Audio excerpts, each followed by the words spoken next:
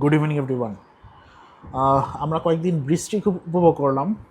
আমি যদি বৃষ্টির সাথে লিডারশিপটাকে একটু কম্পেয়ার করি, তাহলে আমি যেটা দেখি যে বৃষ্টি যখন হয় তখন কিন্তু বৃষ্টি স্টার্ট হুট করে হয় না। প্রথমত হচ্ছে পরিবেশটা বৃষ্টির উপযোগী হয়, তারপর গুড়ি গুড়ি বৃষ্টি পড়ে, তারপরে মুষলধারে হয়। সেম ওয়েতে লিডারশিপটা কিন্তু হুট করে হয় না।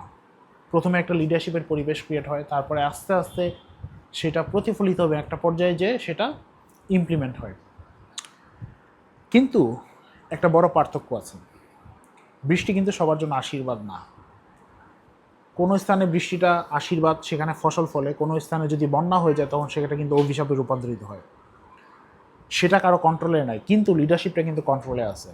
সো লিডারশিপটা কোথাও বৃষ্টি হিসাবে বর্ষণ করতে পারে, যেখানে বন্যার প্রয়োজন সেখানে বন্যা হিসাবে আবর্তিত হইতে পারে।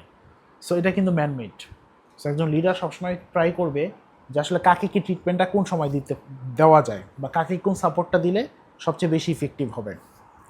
সো একজন লিডার অলওয়েজ ট্রাই করবে সে বৃষ্টির মতো সবাইকে সতেজ করবে, কিন্তু বন্যা সৃষ্টি করবে না।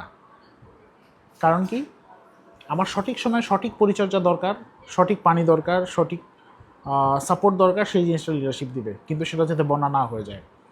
সো আমরা কিন্তু লিডাররা যারা আছি বা লিডার হতে চাই, এই জিনিসটা মাথায় রাখতে হবে যে আমি লিডার হব বৃষ্টির মতো, কিন্তু বন্যা হব না।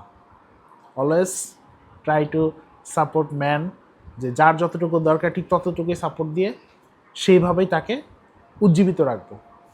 Thank you.